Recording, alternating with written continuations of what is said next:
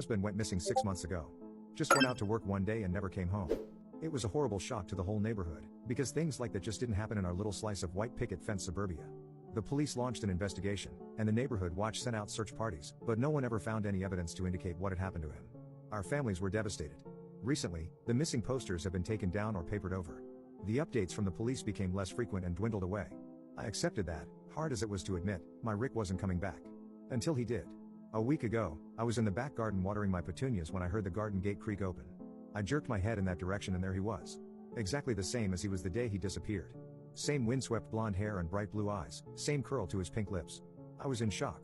Our families had mourned for him, and yet there he was, standing in our garden like he had just popped out for milk or something. When I asked where he had been, he said he didn't know. He couldn't remember anything about the last 6 months. All our family and friends are beside themselves with joy. They almost can't believe it. But that's just the thing, I don't believe it. Look, I understand how crazy this all sounds, I do. Our families would never believe me, and I can't go to the police unless I want to end up in a straitjacket.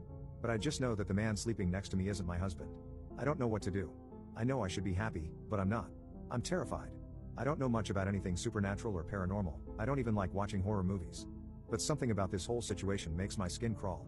Just let me explain why I'm so sure. Once I've done that, hopefully one of you will believe me, and you'll be able to tell me what to do. The morning after Rick came home, I made him a cup of tea. When I handed it to him, he gave me the brightest smile. Then he took a sugar cube from the dish on the table and dropped it into the cup. Our house was in chaos with his return, and I was still in shock, so I didn't think much of it at the time, but it's been replaying in my mind ever since. I know it doesn't sound very significant, but my husband never put sugar in his tea. He was always adamant that it ruined the taste, and he'd get so frustrated if I ever put sugar in his cup by accident. And yet, this man had sugar. Then it was golf. A few days ago, when he was out visiting his mom, I recorded a golf tournament that was showing on the TV. It was one of Rick's favorite golfers that was competing, and he never missed it. Once, he even skipped out on an anniversary dinner just to watch a championship. Only when he came home from his parents and I told him what I'd done, he just seemed unbothered. Like, he said, thanks and everything, and then he asked if I wanted to get dinner. He didn't even watch it, and that's just so out of character for him. Then one night I woke up around 2 a.m. to see Rick's face inches from mine just looking at me with these blank eyes. I kinda gave this nervous laugh and asked, baby, what are you doing? And he didn't answer. For like a solid 30 seconds. He just stared, almost like he was looking right through me. Then he suddenly smiled and said, sorry, honey. Sometimes I just can't believe this is real. Then he just rolled over and went to sleep. I didn't get much sleep after that, myself. Yesterday, about a week after he came home, the neighborhood threw a street party to celebrate his return. Everyone from our street and the streets on either side turned up to see him and tell him how happy they are that he's alright.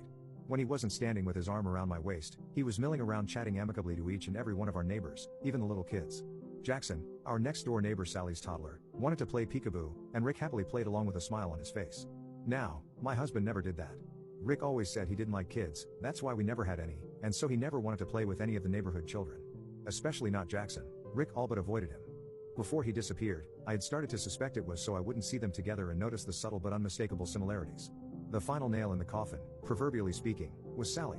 Just this morning, she came knocking on our door. Her excuse was the tray of brownies she carried, but I think she just wanted to push her way into our morning so that she could see for herself what the situation was.